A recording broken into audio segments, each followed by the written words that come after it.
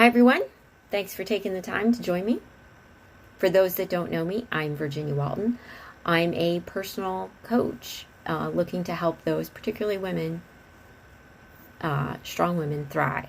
So if you're feeling stuck and don't know how to move ahead, you've gotten to a point where maybe you've plateaued professionally or personally and you're like, this isn't where I want to be, but you don't know how to get there. I'm here to help. Before starting my coaching practice, I spent 24 years in the banking and finance industry. In that time, I worked my way from a part-time teller at a small community bank to senior vice president of a $27 billion bank before the time I was 38 years old.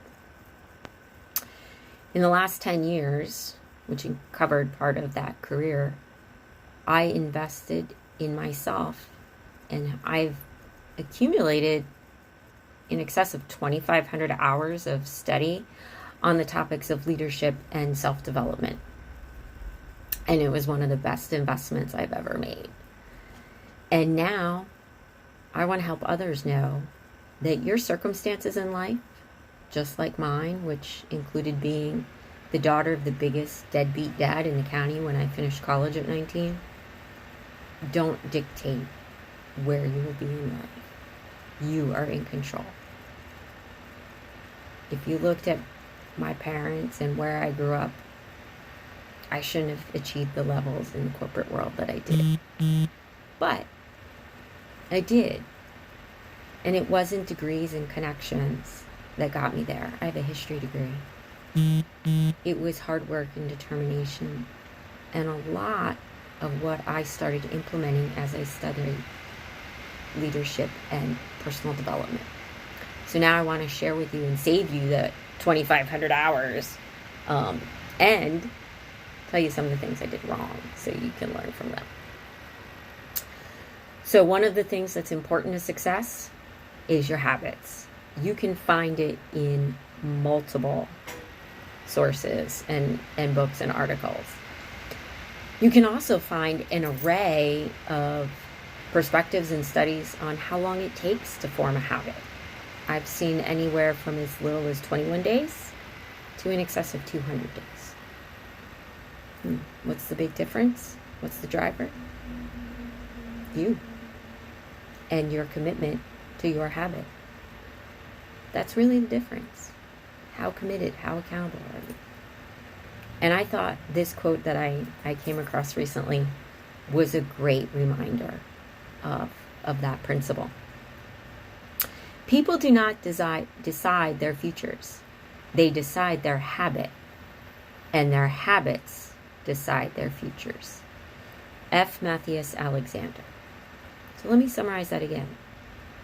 We don't decide our futures. We decide the habits that decide our futures. I have a habit of hard work. I had a habit of taking on stuff that wasn't necessarily in my job description. I wasn't a clock watcher. I had a habit of meeting my deadlines. Those were the things that advanced me. Those were habits that I built over a lifetime. Today marked 550 consecutive days of meditation. So, I didn't start building that habit 551 days ago. It was 5 years.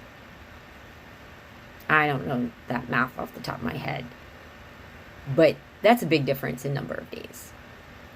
There were days where I would do it 1 week, once during the week, maybe 3 consecutive days in the week, and then forget on the weekend. But I kept at it because as I worked at building that habit, I noticed the days that I didn't meditate before work, I didn't feel as good. I wasn't as focused. My productivity wasn't there.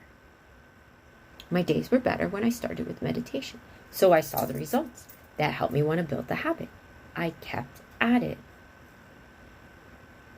Now, some habits are really easy to form.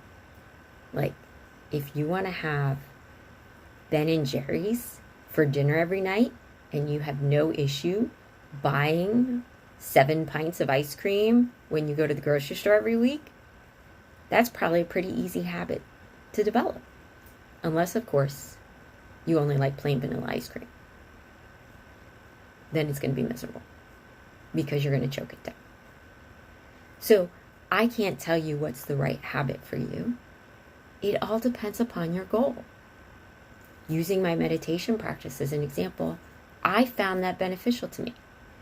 And no, I don't sit for hours cross-legged chanting on some funny looking cushion every day. It's 5 to 10 minutes. And that makes a difference for me. Maybe you need longer. Maybe meditation's not your thing. Maybe you need to run to clear your mind and focus you for the day. Well, that's probably going to be a harder habit to develop too. Especially if you live where weather's not perfect every day. Or you don't have access to a treadmill. But maybe you have a treadmill right next to your bed. And you love to run. That's going to be a great habit. Start working on it. If your goal is to be a runner or to lose weight by running. But if your goal is to master yoga and you're only running, you're not going to make that. You have to decide what your goals are. And you have to look at if those habits are moving you closer. And if they're not, we should probably reevaluate them. But if they are, but you're struggling to figure out how to make it a habit, I'm here to help you. The biggest challenge we have in forming habits is that accountability. Are you holding yourself accountable? Or are you making excuses? How committed are you to the end game? Right? I had to take my cat to the vet this morning. I didn't have time to get my workout in. But I'm really committed to hitting my weight goal. So I'm going to find time this afternoon to get that workout in. I'm not going to make an excuse. But on the same count, Monday I went to a funeral. And I didn't know how late I would be. And then a friend I hadn't talked to in weeks called. And it was important. I said, okay, you know what? No workout today. It's okay. I'll do it tomorrow because these were important today. Those were important to my goal of being there for my friends and family. I didn't mean I never exercise again because I skipped Monday. I made a commitment and I'm holding myself accountable to it. If it takes me a day or two longer, that's okay. I set the deadline. The only person I have to answer to is myself. So again, how important are your goals to you? And have you aligned your habits to moving you closer to them? The timeline is yours. I had set a goal in my career. I wanted to be on the senior leadership within 10 years. It was in the back of my head. Nobody laid that goal out for me. I did the work and developed the habits that got me there. It took me 10 and a half years. Okay. I met my goal, slightly off, but sort of within. Wasn't 11. I was still in my 10th year. But it was those habits. And as I did, I reevaluated my habits over the course of the time. I saw myself working too hard, and now I was at risk of burning out. I needed to find ways to set boundaries. I had to reestablish new habits, like I'm not going to be in the office at 9 o'clock on Friday night. And I had to hold myself accountable to that. Because I realized, too, I was setting a horrible example for my team. And I wasn't serving myself. So it's okay to reevaluate your habits, too, as you go along. Your goals change. Your priorities change. Reevaluate them. But there is no one set of habits that is right for everyone. You know, we all tend to think, oh, many people will say smoking is a bad habit. But the smoker may not agree. They may, but they're struggling to break that habit. Support them. They're evaluating. They have to decide what their long-term goal is and if it's serving them or not. My weight goals and my habits towards achieving those are not right for everybody. Now, the common reason we say we don't have time to work on good habits is that we don't have time, right? You have the time. We all have 24 hours in a day. It's how we choose to use them. And again, if you're thinking, well, Virginia, you didn't have an 8 o'clock conference call this morning. You're right, I didn't. But tomorrow I might. But my commitment to my good habits, and for me, it's a certain amount of water every day, keeping my calorie content in check during the week so I can enjoy the weekends. Exercise, meditation, prayer, those are the things that keep me moving towards my goal. They may not work for you, but I'm really committed to them. I actually use a checklist that every day I check off that I've done all the things, that I got enough sleep, that I've moved enough, that I took time to pray and meditate. And that's how I hold myself accountable. If you follow Marshall Goldsmith, you can read in many of his books, or even when he speaks live on Facebook and other references, he has a series of questions. And for years, he's had somebody call him and ask him every day, did you do this, this, this, and this? It was how he built his habits. That goes back to accountability. Are you holding yourself accountable? If a checklist like I use doesn't work for you, but having a conversation with a friend or having your spouse or partner or child say, okay, Mom, did you do this, this, this, and this today? Maybe that's the thing. Do you want to have to tell that person that you didn't do the things that you said you would? What example are you setting then? We have to find a way that you will be accountable to yourself. Guess what? That's what coaches do too. We help you find the right habits. We help you find what works to you to move you towards your goals. And then we kind of help hold you accountable. When I start a session, the first thing I ask my client is I follow up on their commitments from our last session. Did you do X, Y, and Z?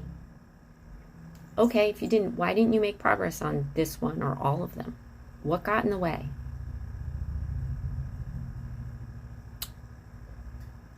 Maybe something happened. Maybe you had a day. You had to go to a funeral. You had a sick child. Your boss threw this huge project on you last minute. Life happens. It's okay. It doesn't mean defeat. It means I have to reset. My last talk, we talked about that spring is a time for growth.